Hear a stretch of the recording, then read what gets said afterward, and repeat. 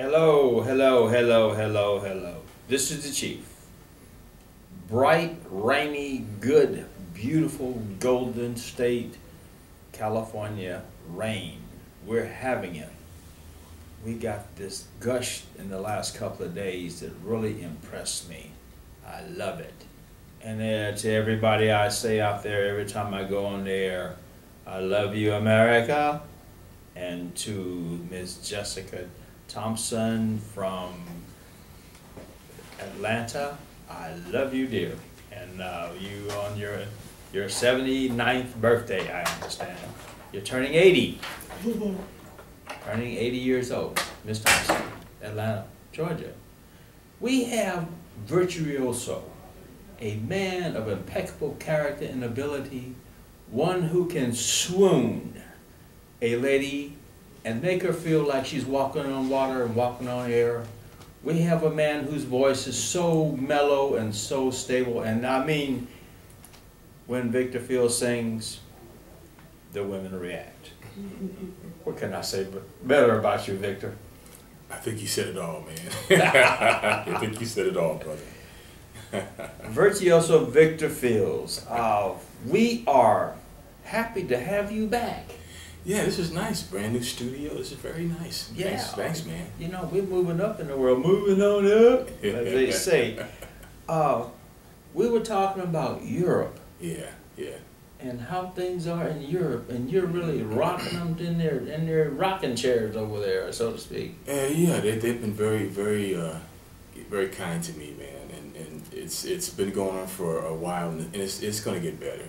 It's going to get better, but that's the place to be, Europe, man. What's your favorite thing to do over there when you're there? Oh man, I like to sightsee. I like museums. I like to walk. It depends on the city. If I'm in London, I like to go down to Piccadilly Square and just kind of get me a hot coffee and just people watch. I like the theater. I like the museums. I just love the culture. You know, Piccadilly is very old. I forget how. I was there in 1976, 77. Okay. And again in 1980. All right. And Piccadilly was there then. Yeah. I mean, they have a different view of music and a different perception of music, No doubt. than we do in this country. No doubt about it. Yeah. Their appreciation level is so high that it scares you sometimes. And the fact that we were talking, tell the people how you feel when you go there and how they receive you. Well, you know, I'll give you a story. You know, I was in London, and I was living in South Kensington, and I was there on vacation with my family, and I was just, you know, Facebooking. I'm here. I'm at Oxford. I'm on Oxford Street. I'm here. I'm there. I'm sightseeing, and found out through Facebook messages people were saying, "Victor, are you in London?" I said, "Yeah, I'm in London." And from that point on, it was like everybody was just reaching out. Can you do this radio show? Can you do this concert? We want you to come over here and meet people. And you know, when you go to that type of an environment as a musician, it's like that's like soul food. You know, it makes you feel just really appreciated for your craft and what you do with music creatively. And over here, it's just more of a grind. You know, here you're looking at charts and numbers and positions, and you know, it's a lot of power and influence. And I think in Europe, it's more they're into the art, they're into the craft, they're into the artists, they're into the music, and they're not. You don't have to be number 1 or number 5 on the chart. It's just, do they like you? Do they like your music? That's the most important thing. So Don Cornelius, in his prime, said something that really resonated in my mind and is still there. He said he was talking to, I think it was Edward R. Murrow, Ed Sullivan. I think it was Ed Sullivan. Okay. And they were talking about the fact that the music in this country has always been a cutthroat business. Yeah. Well, you know, it's very commercial. It's very commercial. I think that it's you've got 2 layers. You've got one where you've got this creative process of the music, And then the second part of it is where you're trying to commercially exploit the music, and the two can be at times like they're like oil and water. They just don't mix. And sometimes the commercial, not sometimes, but most oftentimes, that commercial exploitation affects the creative side of it, where you've got now to the point where you've got people who are making music to satisfy critics or to position themselves on a chart or to get some type of recognition, as opposed to just creating music for music's sake. Well, Marvin Gaye was very influential in a lot of changes in the music industry. Berry Gordy Jr. was very, very influential, and I look at the commercialism of how they evolved music into being as something different from the rest of the world. Am I right? That's right. That's right. And there are actually layers of commercialism in American music. And I was just blown out by the fact that money is the medium. I look at you, and I look at how you sing, and I look at what you sing, and I look at who you sing to. And I'm impressed by the fact that a lot of women like your music. More women than men. In my research, I found out. You did the research? Yes, I did. Yes, I did. Send me those numbers, man. I'm serious. I was online the other day. I was online and talked to my friend down in L.A. and my kid is one of my kids. He's got a company down there. It's an internet security company. It's called what is that? It'll come. And I sit there and I was listening to that, and my buddy says, and he lives in Hollywood. He's old. He's like 73 years old. He said, Victor Fields, he sings to the women. And I said, really? He said, yeah. He said, I've been following Victor a long time. Do you know him? I said, I'm going to have him on here in a little bit.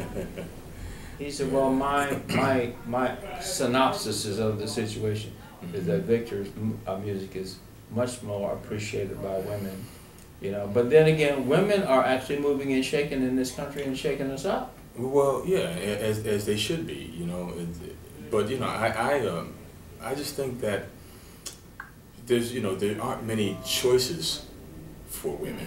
I mean that's if you or for men who want to be romantic, so you've got to go back to a certain time period where there were a lot of ballads being recorded, and so now in this kind of new generation of music, there's just not very much to pick from. You've got to go back and find some Luther or Teddy, but today I don't think some Big Barry, huh? Oh yeah, man. Women don't have choices, I guess. But I write songs and I perform songs that have to do with relationships. And I guess there's a message in it. Say that again. I write and I sing songs about relationships, and so I think maybe that somehow that gravitates to that to women who are just looking for those those types of sentiments. I guess I have no idea, man. I'm very interested in seeing your data, man, because this is. I know some very powerful people in my lifetime. I spent, I was in the Navy, I spent 6 years down there on Navy recruiting in Hollywood, and I had the Hollywood station and the Central LA station, and okay. I met the Kapelovitz group, John Kapelovitz, okay. And I'm still friends with them, and we talk every so often. Okay. And there's a couple other people, Jim Pulfer and people like that we talk every so often. Okay. And whenever I go to LA, I have a good time. And we've been friends for like 50 years. All right. Yeah, since I was a kid. Okay. So when I ask a question, it's from credible people. One of the things that I want to say is somebody said something to me about you, and I want to verify this. Okay, the verification is very important. Suave was the first word that came out of it. A mixture of Joe Williams, Billy Eckstine. in that era, that's who you remind them of, and you actually project yourself into that whole persona of people, and older women like that. Yeah. No, that makes a lot of sense, because that's where, I mean, that's where I am. I mean, I studied all those people, and you know, at one time. Arthur Prysot, you got that little Prysot ring to you. Oh, those. Look, man. Those, you know, a lot of people may not know those names, but those are my heroes. You know, I mean, I listen to just about everything they record. I listen to how they phrase it. I listen to their tone. I listen to how they tell the story. And Arthur Prysot had a ring to his music, and you have that vibrato, I guess I can say. Thank you. You know, you got that little class thing. Thank you. I'm gonna put it like that. Thank you. You know, and I say class thing because that's the ghetto in me coming out. You know, but you know what? You're a humanitarian also. I understand. Well, you know, I think, you know, you know, it's, yeah, I do what I can, man. You know, I wish that I could do more, but I'm involved with anything that is about, you know, empowering people, or, you know, disseminating information about something. We did a project here where we were talking about the 3 silent killers, and so I've done things where I've coordinated with 3 silent killers. Yeah, high blood pressure, you know, and stroke, and high cholesterol, you know, diabetes, and you know, and so we mix music with other themes that are not related to music but are more community related, health issues. You know, anything that we had at one time, we were dealing with some young boys in Milwaukee who they were victims of a hate crime, and I was coming into town, and so we were doing a show with Cameo, and so we supported them. So you know, it's just, I have to tell you, here's the thing. John Levy was my manager for about 6 years. He managed Joe Williams and managed Nancy Wilson until he transitioned a couple of years ago. And he was the first person, because I don't think about these things, but he actually asked me one time, he says, "Are you a musician or are you a philanthropist?" And That's a big difference. That's what he asked me, you know. Yeah, And, yeah. And I think my whole career has been, wherever there's an opportunity to be a philanthropist and it fits, I'm all in. Well, then, you know what? Looking at your heart and the way you are, I'm going to say something. You personify just the thought of you. How about that? Wow. That's what you project to your public. Well, thank you, man. I believe that. If people know the song, know the lyric, that's a beautiful compliment, man. Thank you. Yeah. And this is we're here with Victor Fields. I wish the heck I could sing like you. Come on. Well, nobody don't want to hear my singing. And, you know, they tell me that all the time. We are in an era right now where music is changing again. You know, from it went to the hardcore hip hop and the hardcore this and the hardcore that, the hardcore ghetto. We're moving back to the smooth stuff again. I understand there's much more of that on social media right now. But where's that part? You know, and what do you think about that? Well, I think, you know, it's I think that it's coming back to a certain extent, and I say that because there's a movement now. There's a conscious movement. I hear that. We're gonna take a break. Yeah. Let's break on that. Okay. We're gonna come back with that thought. Good. The Chief. Good. We doing it there. Victor Fields. Woo. And we're with Victor Fields, and we're talking about all the little things that we do in life to get people here in Alameda to have a good time and to give you a better program. Victor, what are the 2 most famous people that you know that you pattern yourself after? Ooh, 2. 3. Give me 3. No, give me 4. 10. Make it 10? Make it 10. No, give me 4. Give me 4. Well, I tell you, number one is Nat King Cole. Oh, wow. And that was when I was really trying to figure out what to do. He was my teacher. I bought his recordings, and I'd sing along, and I'd wonder why, you know, I was so different. And so then I'd pay attention to the nuances of what he was actually doing, Mm-hmm. and the phrasing and the diction and the color of his voice, where he placed emphasis in a song to deliver the story. So Nat King Cole is a big influence. I'd say the second one is Joe Williams. Oh, I hit that one pretty good then. Oh huh? yeah, Yeah. Joe Williams. You know, and I've had a nice connection. I've met his wife, Jillian. Oh, really? I did actually she invited me up to Las Vegas. I did a concert for the Joe Williams scholarship concert up in Las Vegas with Dee Dee Bridgewater and the Count Basie Band. That was incredible. When was that? That was in 2010. Did you know that the Basie Band been around since 1946? Oh man, you know I'm all into that. I'm all in, man. September 1945.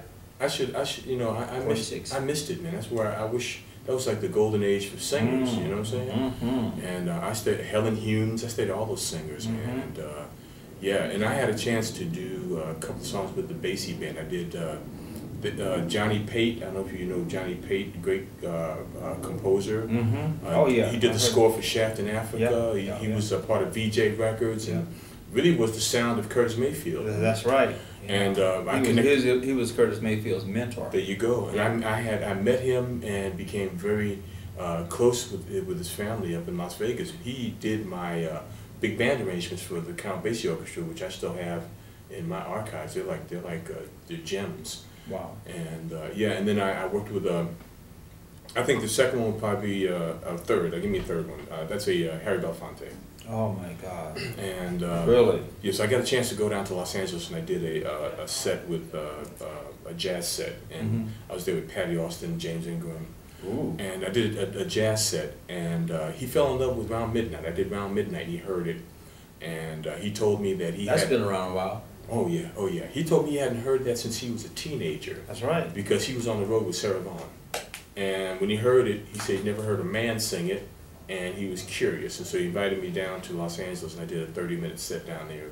Wow. It was beautiful. But the thing that he influenced me was, what he impressed upon me was that if any celebrity that you are fortunate or blessed to have, you have to take that and transform it into something positive for your community. So he was very into this art as having a transformative power. And you know, from his work as an activist, he's been doing that forever. He's taken his art and used his art to, you know, to empower people or to bring attention to a certain situation that needs attention. You know, one of the people you bring up, Sarah Vaughan. Hmm. You know, and one of the things is her husband was a drummer named Louis Bellson, and they were actually a very compatible duo.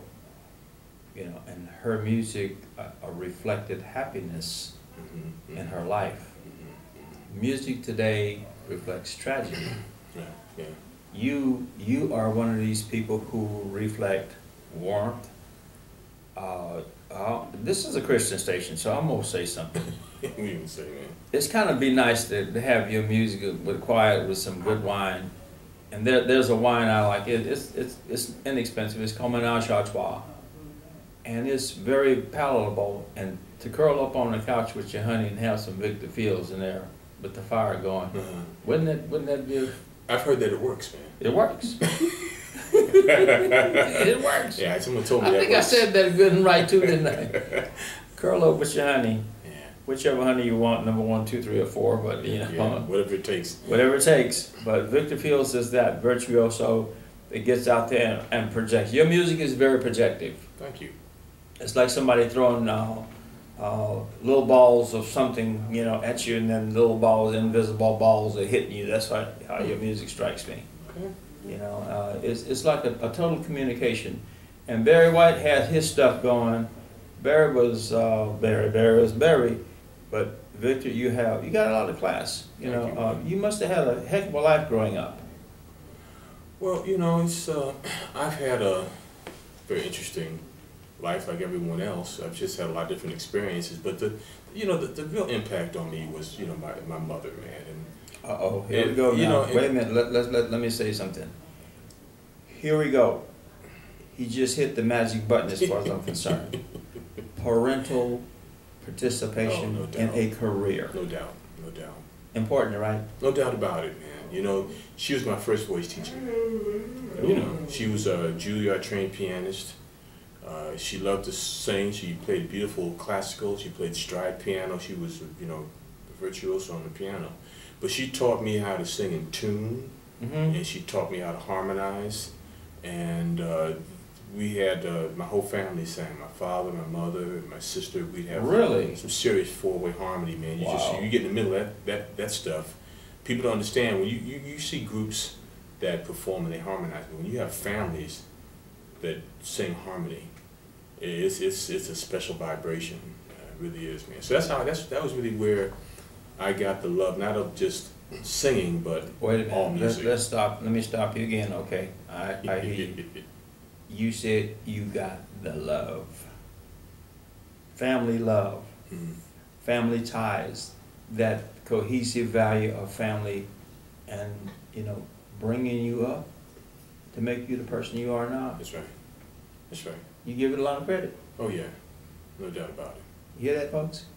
Yeah, no doubt about it. You know, and the thing is, it prepared me to be a good parent, because I think that I transfer the same thing to my daughter and what she's trying to do, because she's in the arts as well. So how old is she? My daughter's gonna be she's 22 right now. Oh, she's an adult. She's You don't look that old. Yeah, well, you know, it could be older. I could have one about 40, I guess. And all my friends have kids that are 30, 40. I'm serious. You look like you're about maybe 35, 40 years old. Thank you, brother. You look good, man. I'm trying. Yeah, I live good. Yeah, you live good. What that word? He's bringing all these words in here that I throw at people. Living good. Yeah, looking good and living good. Yeah. You know. I keep it simple, man. My life is good. You kiss then, huh? What's that? You know what a kiss is? What's that? Keep it simple, stupid. Oh, no doubt about it. Yeah. You know, that's how it is, man. And KISS. family is everything, man. Yeah. You know, I like the way you put that out to the inner city community, because family in the inner city community is lacking a lot of elasticity, and is lacking a lot of support. Yeah. And one of the things you just said to me, and just really I want to reiterate, is family involvement. Even if you're a single parent and your child has something good that could save his life. That's right. That's right. Do you agree? Yeah, no, I agree with you. And I think you've got to find out. You've got to expose your child, be involved with your child as a parent, and expose them to a lot of things. And then when something sticks and they love it, just get behind 100%. You know, because they've got to find their passion. They can't do what you do or do what you want them to do. But if they find something they get passionate about, you've got to be the type of parent that recognizes that, and then you get behind it and support it. I said something to you a little bit ago, and it's still in my little brain here. Just the Thought of You by Nancy Wilson. That says a lot. I'd like to see you sing that one day. Okay. Yeah, seriously. I think you'd hit it out the ballpark. You know something? I don't mean to sound, well, I will tell you, I think I would, because those are my types of songs, man. I love those standards, man. They do something for me, and the only thing that I would like to do is to sing more of them. I think I'm getting to that point where we're talking about going into the studio and really doing something like that, because those songs, or those types of songs, if we don't put them out there, people won't know about them in 5 to 10 years, because they're already being forgotten. There you go. And you know, we have to really acknowledge the shoulders that we stand on to be where we are. And that's really what I would like to do. I'd like to do something that would bring people back to that type of music and to those types of artists, you know, and maybe encourage somebody to, when they start their career, they won't be trying to get into the cookie cutter situation. Maybe they'll have the courage to step out and do some real art. You know what I did while I was thinking about you the other day? The last CD you gave me, I was sitting the other night, and had my little computer here, and I was going through everybody else's music, and you sing music of love, true love. Yeah. I mean, right down to the last note. And you know, I was comparing you with Billy Eckstine, you know, and I brought up him on the computer, and I brought up you on the computer, and I also brought up Joe Williams and Nat King Cole, by the way, that we were talking about. Okay. Nat was a lot of class. You know, his daughter just died here a couple 3 weeks ago. I know. You know, and we seem to be losing a lot of our great icons of our eras. Yeah. And you know what? I think you're going to transcend into that being. I think you're going to make people really realize that, you know, this kind of music, you know, is what we've had for 84 years, a total of 84 years. Back at the turn of the century, you know, 80 years ago, you know, when all the stuff was coming to fruition about, you know, who we are as people and what we are. Almost 90 years now. And we're looking at you.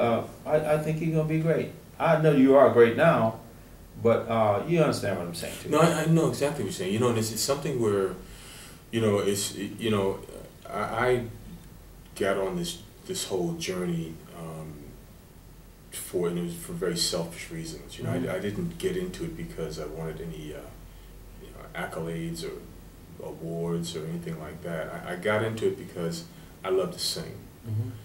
And I think that, you know, because I have my own label, and because what is your label? Regina Records. Regina Records. Yeah, I named it after my daughter and my wife, and they're both Reginas.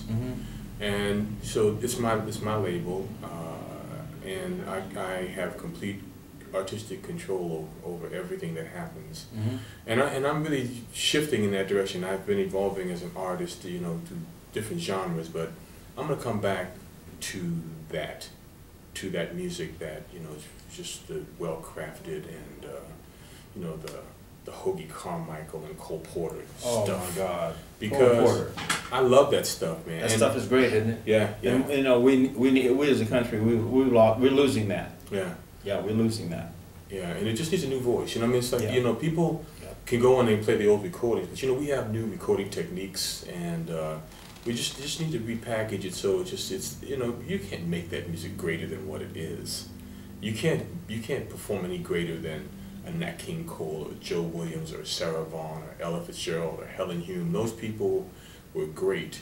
All I'm trying to do is I'm just trying to give it a different voice so that these new ears can appreciate it, and then go out and get you some Sarah Vaughan. I hear you. You know what I'm saying? I hear you. But wait a minute, I'm gonna back you up on that. Go out and get you some Victor Fields. You know, Victor's alive. He's functioning. He's an icon in our community that's evolving into a greater and greater status. I feel that's my opinion. You know, my personal opinion. You know, and Thank you, man. we're gonna take a break here, and we'll be back in a minute with Heartthrob, and I say Heartthrob, Victor Fields, who can just put it out there for you folks. And we are back with the velvet tone, the intracitating, one who projects his soul and spirit in his music. I don't know what the word intracitating means. I don't know. It sounded I good. hope the hell that, man, I hope the hell that's something good. You know, there's a lady that called me yesterday on Sunday. She's on my media phone, and she said to me, she said, "Oh, you're gonna have Victor Fields." I said, "Yeah, I'm gonna have Victor Fields on." And she said to me, she says, "I'm gonna look at you." I said, "Oh, baby." She said to me, "He reminds me of yesterday." And I said, "Well, hey, sugar." I said, "How old are you?" She said, "I'm 91. Wow. Wow. Yeah, she's 91 years old. Wow. Yeah. She's been here a minute. She's Yeah. been here a minute. And, you know, Yeah. you have to look at the fact that people like that. So you have a hardcore fan in her, because she knows who you beautiful. are. You know, and whenever I have somebody on, I get out here and I do my homework and I look around. And have you ever felt like people are elevating you to a higher and higher status every time you do something? You want to know the truth? I don't think about that. You know, I really don't. You know, there are, you know, people read things, they say things, you know, but about my music and about my career and things like that. But you know, Charles, to keep myself grounded, you know, to me it's all just about the music. You know? Well, you know why I asked you that? Why I made that statement? Because I want to say that people love you is what I'm saying. Well, yeah. That is the point. Not something of a psychological element, but people love you very much, you know, and they think a lot of you, and really and truly, you are the link to the past. How do you feel about that? Well, you know, I think it's that part is intentional. Oh, really? That part is intentional because that's how I feel. I feel like that spirit is in me. It's in my music. There's no doubt about it. And I know that a lot of the older musicians, they say those things like Hito Betts and John Levy's and Johnny Pates. And, you know, remember Ed Kelly here in the Bay Area. Ed Kelly, yeah. You know, we can't forget him. He was a mentor to me. So that's how I learned music. I learned music being on stage with them and how they work. And they were in that. I mean, they weren't a connection. They were that element. So me being on stage with them, that's how I learned my craft. I didn't learn it in a recording studio with a computer and somebody putting some beats on it. I learned it on stage. Wow. With jazz quartets. And I would go around, and Buddy Connor, he's another great singer from the Bay Area who's passed on, and we need to put his name out there. But wherever he would be, he would say, "Ladies and gentlemen, I have a singer over here. I want him to come up," and he would invite me up to the stage, and he would sit down and let me do 3 or 4 songs so I could cut my teeth until I could really manage my own set. Powerful. But those are the people that I was fortunate enough to be influenced by. So when you say that, that's very much a part of my DNA, no doubt. Well, the elevation element that I was talking about, you know, it's actually a projection. It's actually raising yourself and raising your bar. You're always attempting to raise the bar in your performance. I listened to you very intently. I must have listened to that CD about 6 or 7 times before I got to the point where I thought I had listened to you, the person as you are. But then again, I hear that every time you do something different, you raise the bar. And that was, you know, me talking about you're elevating yourself. Maybe I didn't phrase that right, but the fact of the matter is that you're a consummate professional. Thank you. Is what I'm talking about. Thank you. And you know, and you know how to get there and get that little feeling out. Like I said, throwing little balls at people, you know, that little feeling ball. Yeah, yeah. The spirit, baby. That's what I'm talking about. You put the spirit in people. This is the Chief. We got Victor Fields. This is KGM1.com. And we're looking at the fact that we're talking about music. And we're talking about a person who in our community came from humble beginnings. You know. And when you look at Victor, you see a person who has really worked hard in his career. One of the people I want to ask you about, you talking about Curtis Mayfield. Yeah. Curtis was a giant. I saw a picture of him the other day, and I said to myself, the past never goes. It's always here. We as a society must do that respect. And I'm going to say something, and I'm going to get on the other side of you. Okay. Women, again, love the heck out of you. I mean, when I talked to somebody the other day, a couple of 3 people, oh yeah, you know, I can take my clothes off when I listen to his music. What you say, girl? Really? You know, and the thing about it, your music is very comfortable. It's very pleasing, and it's very assertive, and it makes you feel good. What do you think about that when you hear people say things like that? Well, you know, that's the intent. So when they tell me, because look, you know, the thing is, that's how I was impacted when I listened to you know, the people that I studied. When I listened to like Nat King Cole, or you mentioned like Arthur Prysock. Yeah, you know, yeah. When you listen to people like that, and how they deliver, how smooth they are, that's not, people think that because it's smooth, that's simple, but it's one of the hardest things to do, is to make something seem not complicated or simple, because that's how you absorb it into your spirit. It's real complicated, you know, you got to think, you got to break it down, but these singers, they evoked emotion, and I studied their voices to the point where I could incorporate some of those things to the point I don't think about it. I'm able to feel the music. But the intent is, I want you, after whatever you've been through, you had an argument with your significant other, you had a bad day at the office, you're caught in traffic, you feel like some road rage, I want my music to just to massage your spirit and make you feel. How about totally engulf?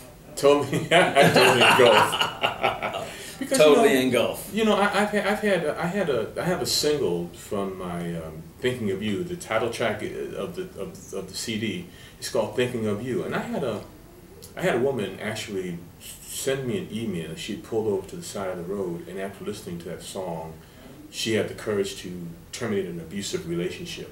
She could not get away from this dude, you know. It's like, really? He had this magnetism, and she kept going back and going back.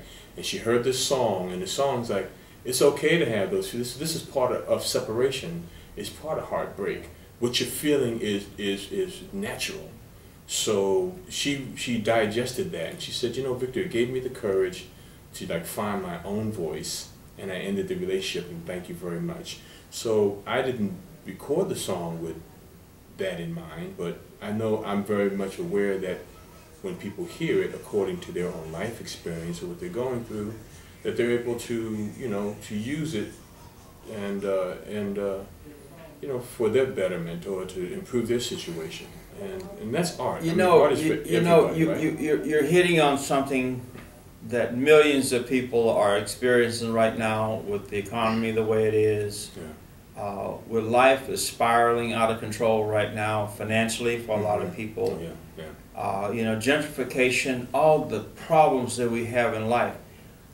You know, and I hear people talk about, you know, what you're saying, and I want to say something to people out there. You can love a person that you're with everything you have, and you can give everything that you have. But if the person does not love you the way you love them, it is not going to work. Mm-hmm. And that song, to make that lady make that decision spiritually, and we're going to talk about spirituality. Spiritually is a very intense thing. And I'm going to put you on the spot again, my man. Mm-hmm.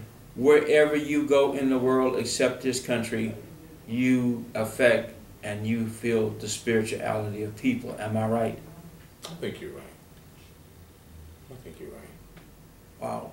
Yeah, I think you're right. And then that's you see, that's my intent. Mm-hmm. And how it's received. When you receive things, it goes through all kinds of little filters. You know what I'm saying? Right. So I don't know when it gets to that spot what it's going to look like for you, but I've already worked it out on my end. Right. You see, so when I'm delivering the song, my intent is very clear.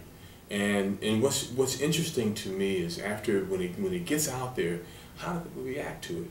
You know, and to me that's something that, you know, I'm in the music, but when the music is gone, it's like your child. You just push it out the door, and it goes out and it makes friends, and the friends come back and they want to talk to daddy, and say, you know, and that's really what keeps me going, man. It's not am I going to get a Grammy or American Music Award or who's going to pat me on my back tomorrow to tell me this.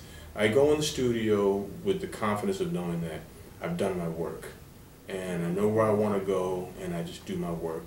And however it's received, I have no control over it, man. I have none whatsoever, and whatever I get is just a blessing.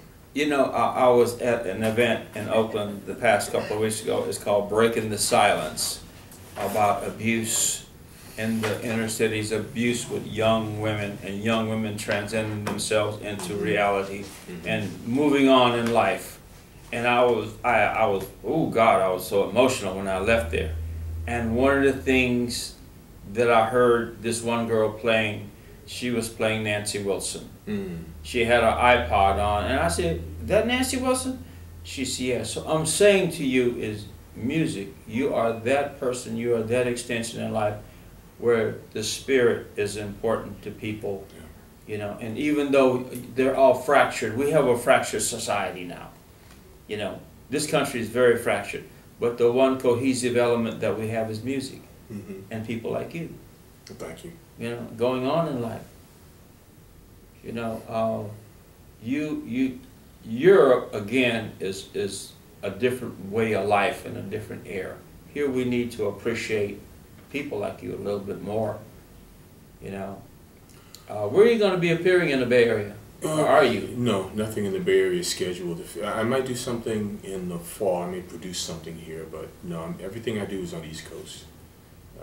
I'm actually getting ready, rehearsing and writing a show for a Mother's Day concert back in Massachusetts. How can people plug into you?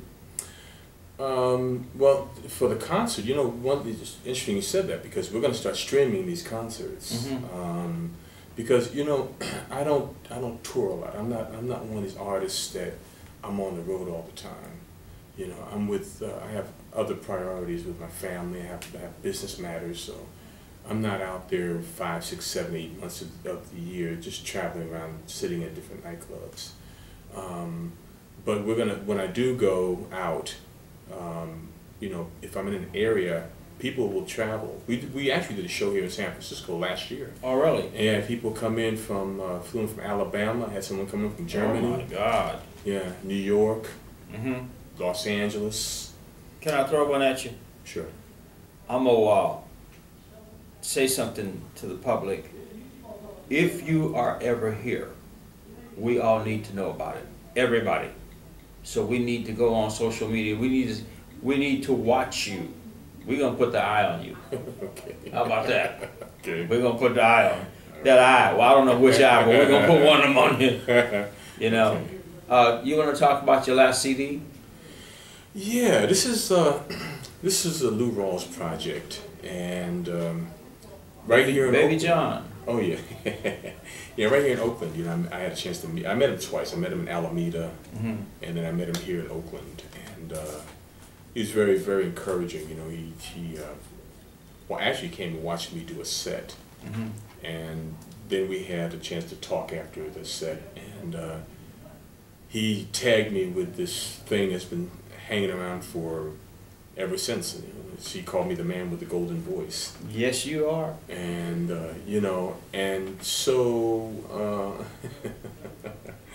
this CD is, you know, to be quite honest with you, it's very, the motivation was very selfish, and the reason why I say that, it was about me trying to heal and move into a different direction.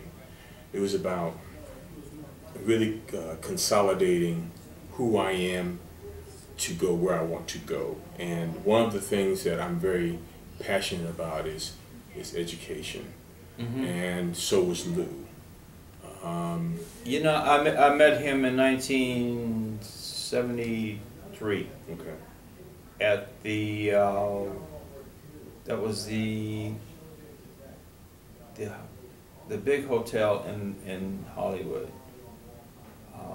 One of the big hotels. I can't remember which one it was, but I remember him, and he was quite a humanitarian. Yeah, very approachable.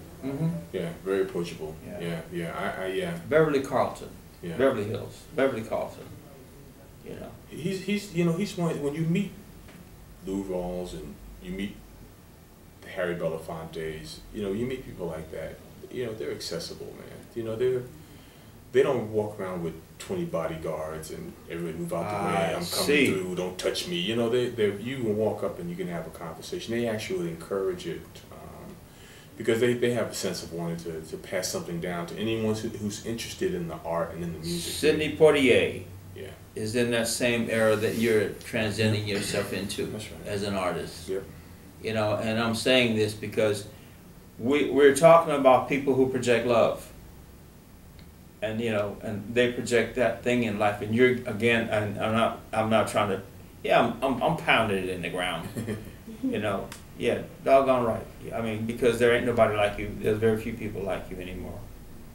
But you know, getting back to your CD is I mean. Well, you know, I first of all, I'm a graduate of A Better Chance, and so you know, I came from a family that we didn't have any money. We couldn't afford to, you know, college and things like that. A Better Chance came into my life, and they positioned me to attend a New England preparatory school, Worcester Academy in Worcester, Massachusetts. And from there, I went to Bowdoin College in Brunswick, Maine, and all of that was full financial aid, full scholarship, straight through. And then I come back 20 years later and get appointed to the Board of Trustees. Wow. And pretty much motivate them to reach diversity goals in terms of administrators and students and curriculum. So I am invested in education. I'm invested in giving some child, some boy or some girl who's sitting in a classroom now with 30 kids and they're looking for an opportunity. They're smart kids and they're looking for a chance to leak out of that situation and to grow. That's what my life has always been. That's what it continues to be. And this project, as I got more into, not the history of Lou Rawls and where he went, and that you can read that and be very. He came from humble beginnings too. Oh man, I mean, humble beginnings. People thought Tobacco Road was a fantasy. That's where he lived. Yeah. So you know, you know, all this stuff. It's like, you know, you this hard scrapple life, but we have to create an awareness. We have to create an environment that allows for opportunity, and the opportunity is still whether you know, people can say, well, I want to be a rapper, but you know something, you better get your education because. I'm glad you said that. Oh God, I'm so glad you said that. You know, and and here's the thing. I tell these young people all the time. Look, you don't have to be able to sing. You don't have to be able to dance. Right. But we need people who own things. We need people who manage things. We need people who will protect our culture in this particular climate. So you know, you can be an accountant. You can go to law school and become you know, get your Juris Doctor. You can get your MBA, and you can still be in the music business. And you can still be around all the stars. The education makes it better. Education is it's the key, because what it does. And you're accepted if you're educated. Look, on a better level. And so that's what the Lou Rawls Project is, because really the reason why I named it the project is because we're all the Lou Rawls Project. It's not Lou Rawls, it's the energy that he projected, it's what he represented. Right. And so we're looking at now in 2016, where are we? And we're in pretty bad shape. So we need to start all over I'm again. glad you said that. And you know, and there is a gentleman in Sacramento, California, James West Sr. I think I got that right. He is one of the people that you see in the community that got this persona and got this idea, is what you're talking about. You know, and you giving back is an example. And like I said, Lou Rawls, Cap Calloway, all the guys that have been in this stuff for years, all from humble beginnings. You know, Satchmo, look where he came up. He came up. But he gave back to so much. That's right. You know, and I want to ask you a question. I'm gonna put you on the spot. You know, you said something earlier, and I'm gonna bring what we were talking about earlier. Spirituality, the spirit that you're invoking on people that you actually sing to and come in contact with. So we're actually building your life around, and not just your life, but the life of a lot of musicians around, you know, positive elements, you know. And where do you see yourself going from here? Well, you know, I have a lot of growth. You know, there's a lot of my voice. How old are you? Well, I'm old, man. How old we don't leave it at that. How old are you? Who, me? Yeah. 39 plus. Yeah, plus. see, I'm your age. Oh. But I'm 39 plus. Yeah, see, Plus. we cousins.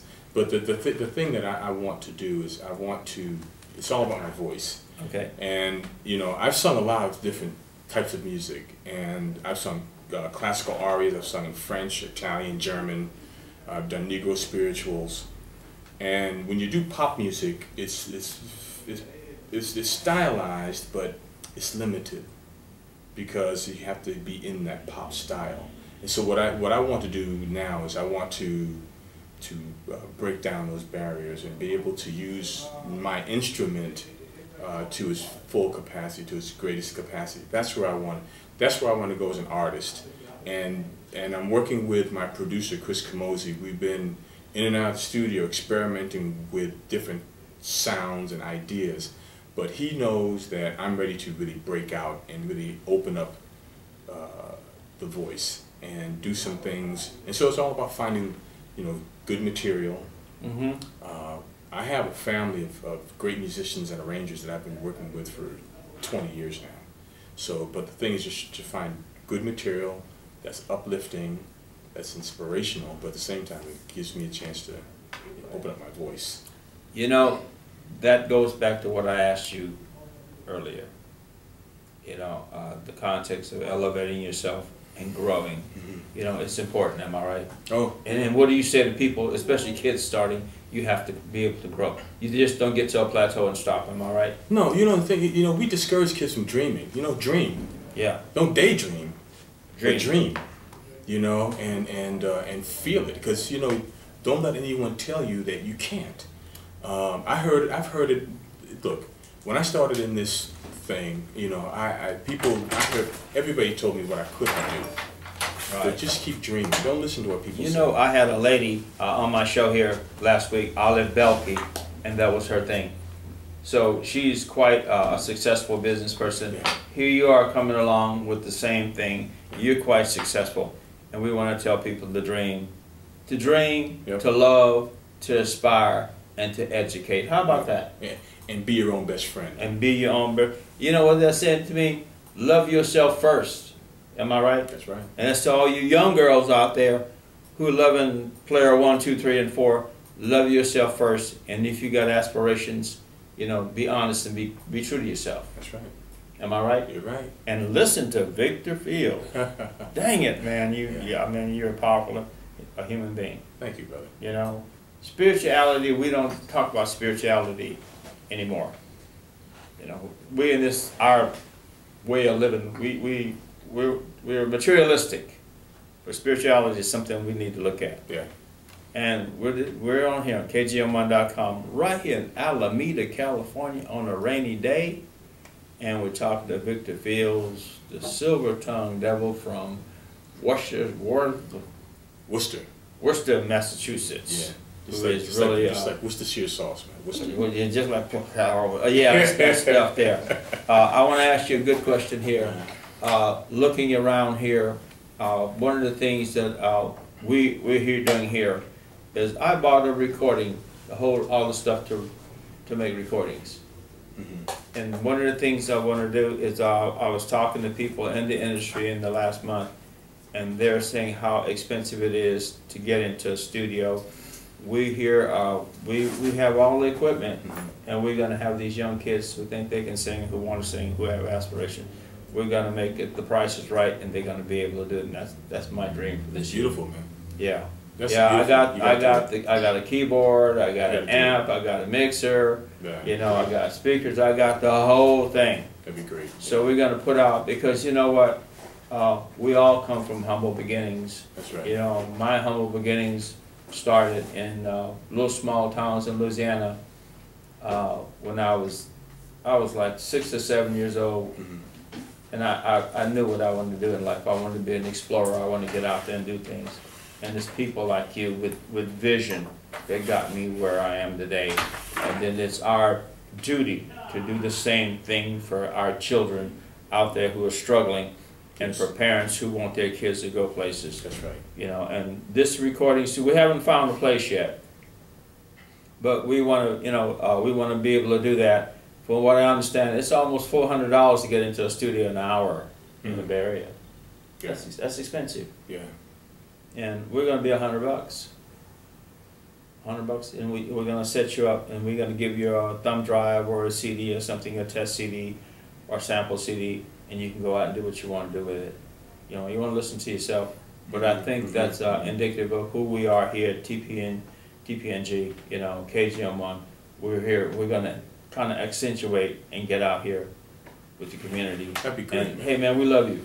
Well, listen, I love you back, man. We love you. I tell you, make people very comfortable in here, man. So, you know, the thoughts of a common man is a great show. Thoughts of a common man, and we strive to be the best. We want to get out there, and we want to do it to it, and we're out of here, and we just got to sign Victor Fields. You know, the thought of you. Yes, brother. Yeah, that's Thank what you. we want people to realize, that you're out there doing it to us, and Thank we're you. a positive element, and you are an icon in our community. Wow, thank And, you, Charles. and the women love you. That's a good thing. And you have a good day. Thank you, brother. This is Chief. We love you. We'll see you on the next go around there. All right. You know, PTV1 streaming. We're gonna stream and we're gonna record. We're gonna be doing it.